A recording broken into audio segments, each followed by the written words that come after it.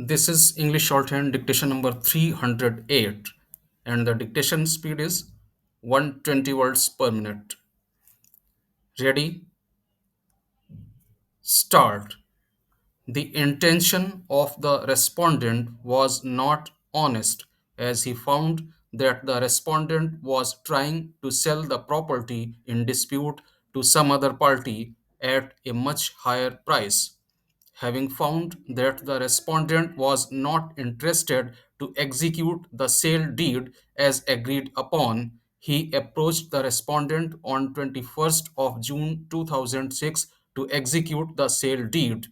When he also intimated the respondent that he was ready and willing to perform his part of the contract to execute the sale deed, the respondent refused to perform its part of the contract and informed that they would not execute the sale deed until and unless the appellant agreed to pay a higher sale consideration over and above what was agreed to between the parties.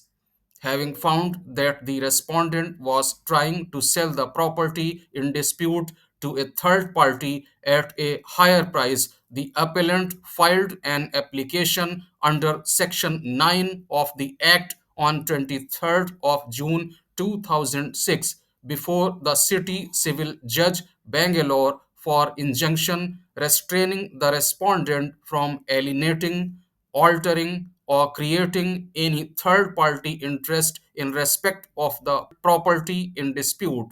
With the application, the appellant also filed an application under Order 39, Rule 1 and 2, read with Section 151 CPC for temporary injunction restraining the respondent from transferring, alienating, or creating any third party interest in the same. The respondent entered appearance and denied the material allegations made in the application for injunction. It was the specific case of the respondent that, since time was the essence of the contract and the appellant having failed to perform his part of the obligation of the contract, the respondent was not bound to execute the sale deed, and therefore the agreement for sale was cancelled by the respondent.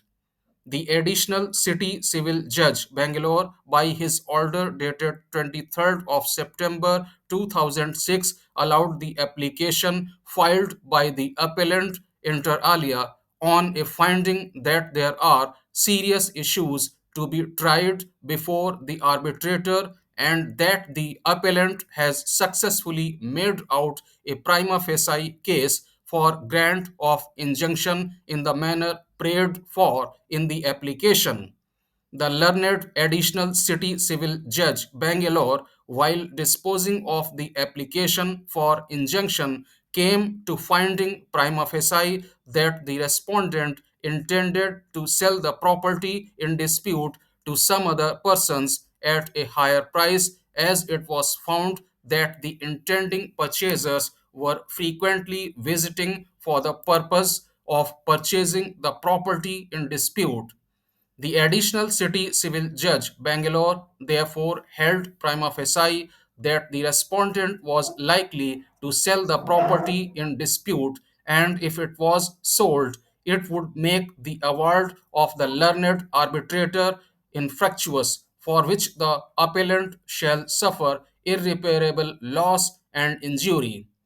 Accordingly, upon the aforesaid findings, the additional city civil judge Bangalore disposed of the application for injunction, directing the parties to maintain status quo in the matter of transferring, alienating, and creating any third party interest in respect of the property in dispute. On an examination of the pleadings of two writ petitions, we find that the issues for consideration were all different in the petitions. In the first petition, relief was sought under the Contract Labor Act 1970 for abolition of contract labor system in the operation of canteen in the marketing establishment of IOC and for absorbing the canteen workers as employees of IOC. In the second petition, relief was sought under the Industrial Disputes Act 1947 for making a reference under Section 10(1) to the Industrial Tribunal to decide whether the contract between IOC and the canteen contractor was sham, nominal, and a mere camouflage to avoid extension of labor law benefits to the workers in question and whether the canteen workers were the direct employees of IOC. The assumption that the appellant had taken inconsistent stands in the two writ petitions is not correct. Even in the first writ petition, the appellant had contended that though the contractors changed from time to time, the workers in the canteen remained the same with continuity of service, that IOC had mollified and illegally kept the workers as contract labor in order to keep them in a permanent state of insecurity and to deny them the wages and privileges available to permanent workers, that IOC was actually controlling and supervising the canteen, and that only as a camouflage the contractor was shown as running the canteen to create a pretense that the workmen of IOC were the workers of the contractor, when in fact they were the employees of IOC. In short, the appellant had contended that the contract was sham and nominal in the first petition. Even in the second writ petition, the contention was that the contract was sham and a camouflage to avoid extending benefits of regular employees to the canteen workers. Therefore, the High Court committed a serious error in assuming that in the first writ petition, the appellant had conceded that the contract between the IOC and the canteen contractor was valid and genuine, and that in the second writ petition, the appellant had taken a contrary stand that the contract was sham and a camouflage. The stand of the appellant and the workers was always consistent. But before the decision of a constitution bench of this court in Steel Authority of India Limited versus National Union Waterfront Workers